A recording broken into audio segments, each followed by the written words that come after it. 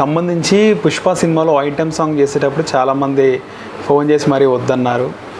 So నాకు స్వాతంత్రం లేకుండా పోయింది, కానీ నేను ఎవ్వరు మాట వినలేదు అని చెప్పేసి అన్నారు. ఆమె పర్సనల్ లైఫ్కి కూడా ఇలాంటివి ఉన్నాయంటారా సార్? ఇప్పుడు ఒక మాట అండి, ఆమె హక్కు. Is a cinema 2.5 hours entertainment.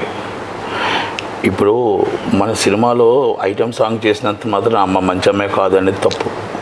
మనం టోటల్ చీర కట్టుకొని మొత్తం ఒళ్ళంతా కప్పుకొని సినిమా చేస్తే ఆమె మంచివాళ్ళని చెప్పి తప్పు.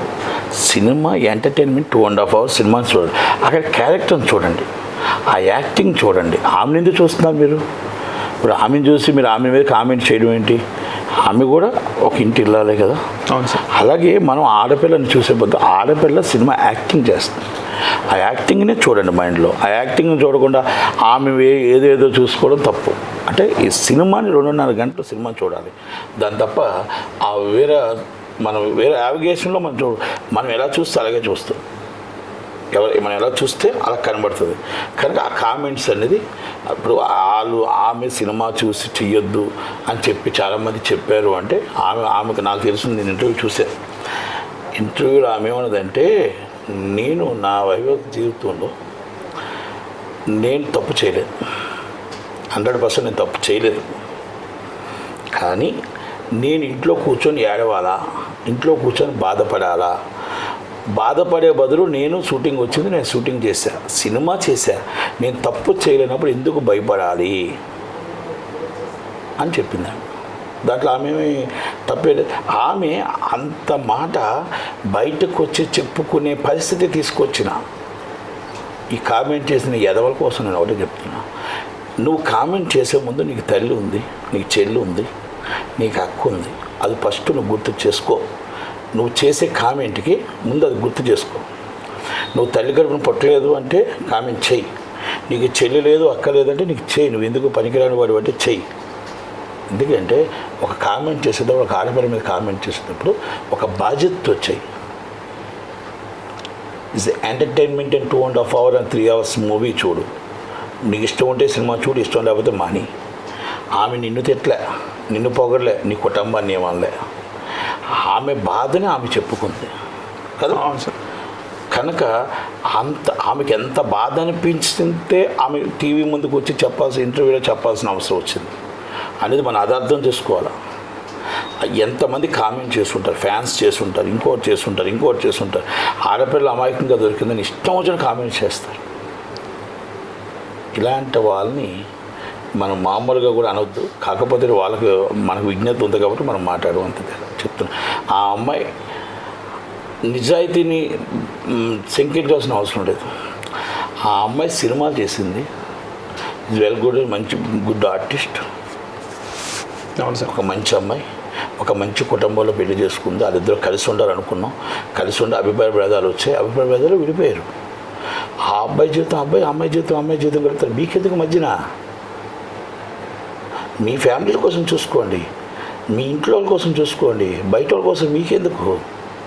ఆ అమ్మాయి జీవితం అమ్మాయి గడుపుతుంది, అబ్బాయి జీవితం అబ్బాయి గడుపుతుంది. ఆ అమ్మాయి విడిపోయినా కూడా బాగానే ఉన్నారు, మీకెందుకు టెన్షను కదా. అలాగా అక్కడ వాళ్ళకి ఏం జరిగిందో అభిప్రాయం అవ్వాలి ఇంటర్నల్. అది అంటే ఇప్పుడు కూడా మనం మాట్లాడకపోదాం. అమ్మాయి బయటికి చెప్పింది కాబట్టి, దానికోసం కామెంట్ చేసింది కాబట్టి మాట్లాడాల్సి వస్తుంది తప్ప ఈజ్ ఫ్యామిలీ ఇష్యూ మనం 100% మనం డిస్కస్ చేయడానికి మనకు రైట్ లేదు. కానీ ఆ బయటకు వచ్చి ఆమె నిజాయితీని నేను శంకించొద్దు ఒక మాట అన్నది కాబట్టి, అంటే చాలా పెద్ద మాట. అంటే ఎంతమంది ఎన్నంటే నాగార్జున ఫ్యామిలీ స్పందించాలి, సురేష్ బాబు ఫ్యామిలీ స్పందించి కంపల్సరీ ఏం జరిగిందనేది వాళ్ళకి అమ్మకి కంపల్సరీ ఎక్స్ప్రెషన్ ఇవ్వాల్సిన బాధ్యత ఉంటుంది. ఎందుకంటే ఒక ఆడపిల్ల బయటకు వచ్చి ఆ మాట అన్నదంటే ఎక్కడో ఏదో తప్పు జరిగింది, ఎక్కడో ఏదో బాధ అనిపించింది. కనుక దాన్ని వాళ్ళు రెక్టిఫై చేయాల్సిన బాధ్యత ఉంది. కనుక అలాంటి అమ్మాయికి మనం అందరూ అండగా ఉండాలి తప్ప, అన్నదమ్ములుగా అండగా ఉండాలి తప్ప బాధించకూడదనేది నా ఉద్దేశం. సార్, గతంలో రీసెంట్గా కూడా ఒక బాలీవుడ్ సినీ క్రిటిక్ కామెంట్ చేయడం జరిగింది సార్. అంటే సమంతని బాగా హరాస్ చేశాడు నాగ చైతన్య అని చెప్పేసి. నేను ఆ లోతుకి వెళ్ళను, ఎందుకంటే చెప్పే కదా ఆ లోతుకి నేను వెళ్ళను. దానికి ఎక్స్ప్లెనేషన్ నాగార్జున గారు, నాగ చైతన్య గారు, లేకపోతే సురేష్ బాబు గారు, వెంకటేష్ గారు ఇవ్వాలి. 2 ఫ్యామిలీస్ తప్ప అంత లోతుకి నేను వెళ్ళను. ఎందుకంటే ఇస్ ద డిస్ప్యూట్ ఉండొచ్చు, ఇంటర్నల్ ప్రాబ్లమ్స్ ఉండొచ్చు. ఆ ఎక్స్ప్లెనేషన్ వాళ్ళు చేయాలి, కంపల్సరీ ఎక్స్ప్లెనేషన్ వాళ్ళు చెప్పాల్సిన బాధ్యత ఉంటుంది. ఆ అమ్మాయి ఎంత బాధ అనిపించి ఉంటే బాధపడ్డది అనేది అర్థం అవుతుంది మనకి.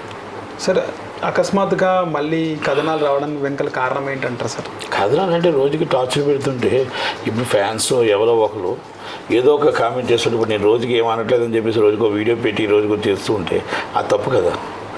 దానికి ఆమె మన ఇంటర్వ్యూలో చెప్పాల్సి వచ్చింది, బాధ కష్టం చెప్పుకోవాల్సి వచ్చింది. ఎవరు చెప్పుకుంటుంది? తల్లికి చెప్తారు, తండ్రికి చెప్తారు, అన్నదమ్ములకు చెప్తారు, ఫ్రెండ్స్కి చెప్తారు. ఇక ఎవరు వినకపోతున్నప్పుడు ఎవరికి చెప్తారు? ఇది పబ్లిక్ రావాలి, పబ్లిక్ తెలియాలి అంటే ఏం చెప్తారు? మీడియాకి చెప్పాలి. మీడియాకి చెప్పింది అంటే ఎంతో బాధ అనిపించి ఎంతో కష్టం అనిపిస్తేనే మీడియాకి చెప్తారు కదా. ఎందుకంటే కొన్ని కోట్ల మంది చూసే మీడియా ఇది. ఆ మీడియాకి చెప్పాల్సిన అవసరం అమ్మాయికి వచ్చింది అంటే ఎంత బాధ అనిపిస్తే అమ్మాయి చెప్పిందని మనం అర్థం చేసుకోవాలి. సార్ ఫ్యామిలీ మ్యాన్ సిరీస్ చూసిండొచ్చు మీరు కూడా. అయితే దాంట్లో కొన్ని సీన్స్ ఉంటాయి సార్, అంటే సమంతకు సంబంధించి రేప్ సీన్ అవన్నీ ఉంటాయి. ఆ టైంలోనే వీళ్ళకు గ్యాప్ అనేది పెరిగి తర్వాతనే వీళ్ళు విడిపోవడం జరిగింది సార్. ఆ సినిమాకి సంబంధించి అంటే నటనలో తన ఇష్టం వచ్చినట్టు నటించింది, తను ఇష్టపూర్వకంగా, అది నచ్చలేదు. తప్పు. ఇంకోటి ఏంటంటే నాగ చైతన్య గారు తాతగారు ఈజ్ గుడ్ యాక్టర్. అవును సార్. ఎన్ని మరి అలాగైతే ఈయన రేప్ సీన్లు ఎన్ని పడుకుంటాయి. సినిమా ఎంటర్టైన్మెంట్ అనేది. ఆయన ఆర్టిస్టే కనుక వాటిల్లోనే ఆయన అన్నాడని అనుకోను, అలా జరుగుతుంది అనుకోను. వాళ్ళ ఫాదర్ ఆర్టిస్ట్. అవును సార్. వాళ్ళ మదర్ ఆర్టిస్ట్, వాళ్ళ పిన్ని గారు ఆర్టిస్టు, వాళ్ళ ఫాదర్ ఆర్టిస్టు, వాళ్ళ మామయ్య గారు ఆర్టిస్టు, వాళ్ళ ఇంకొక మామయ్య ప్రొడ్యూసర్. అవును సార్. వాళ్ళ బావగారు అంటే బావ అంటారు, అందరూ ఆర్టిస్టులే. మరి అది సినిమా ఫ్యామిలీ. ఇప్పుడు ఈ సినిమా ఫ్యామిలీ సురేష్ బాబు గారు సిస్టర్ కొడుకు. అవును సార్. నాగార్జున గారు ఫస్ట్ సిస్టర్ కొడుకు కనుక ఇది దీనికి ప్రాబ్లం వచ్చింది, దీనికోసం అన్నారు అని నేను అనుకోను. ఆయన అన్నాడని నేను అనుకోను, ఆమె కూడా అక్కడ చెప్పలేదు. ఇది బయట ఎవరు ఊహించుకుని వాళ్ళు కామెంట్ చేస్తాను. Cinema 3 hours is entertainment, 2.5 hours entertainment. సినిమానే చూడండి. అక్కడ మనం ప్రతిదీ పెళ్లి చేసుకున్న మొగుడు గారు, మన అక్క చెల్లెలు అంటే అన్న చెల్లెలు కాదు, ఫ్యామిలీ మొత్తం టోటల్గా అక్కడ ఏదో రేప్ సీన్ జరిగిపోయింది, రేప్ సీన్ జరగదు. ఈజ్ ద ఎంటర్టైన్మెంట్ సినిమా అంతే. దాని మీద చూసుకోవాలి మనం తప్ప అక్కడ జరిగినవన్నీ నిజమని అనుకోవడానికి లేదు. సార్ మీకున్నటువంటి అనుభవం ప్రకారం చాలామందిని చూస్తుండొచ్చు, అంటే ఆర్టిస్టులు పెళ్లి చేసుకోవడం, ప్రేమించి పెళ్లి చేసుకుంటాం, వాళ్ళందరూ విడిపోయిన సందర్భాలు ముఖ్యంగా యాక్టింగ్ పరంగానే ఒక లిమిటేషన్ పెట్టినందుకు విడిపోయారంటారా సరే? ఏమంటే ఒక్కొక్క ఫ్యామిలీలో ఒక్కొక్క విషయం ఉంటాయి, ఒక్కొక్క జనరేషన్ ఉంటుంది, జనరేషన్ యుగ ప్రాబ్లమ్స్ ఉంటాయి, చిన్న విషయాలు ఉంటాయి. ఇవన్నీ ఇస్ ద కామన్. మనం దాన్ని వచ్చి మనం ఇప్పుడు మరి ముందు మాట్లాడమంటే కూడా మనం మాట్లాడలేం. ఎందుకంటే ఎవరు సొంత విభేదాలు వాళ్ళకు ఉంటాయి, ఎవరు సొంత విషయాలు వాళ్ళకు ఉంటాయి, ఎవరు యుగస్ వాళ్ళకు ఉంటాయి. విడిపోయినంత మాత్రాన వాళ్ళు మంచోళ్ళు కాదని అనడం తప్పు. వాళ్ళందరూ కలిసి ఉన్నంత మాత్రాలు చెడ్డోళ్ళు కాదని చెప్పడం తప్పు. కలిసి ఉన్నారు చెడ్డోళ్ళు ఉన్నారు, విడిపోయిన వాళ్ళు మంచి వాళ్ళు ఉన్నారు. అలాగని చెప్పేసి వాళ్ళకి వాళ్ళిద్దరికి ఇష్టం లేదు. ఇస్ ద 2 members ఇష్టం లేక సపరేట్ ఉండాలనుకునే వాళ్ళకి దాన్ని మనం ఎందుకు కామెంట్ చేసుకోవాలి?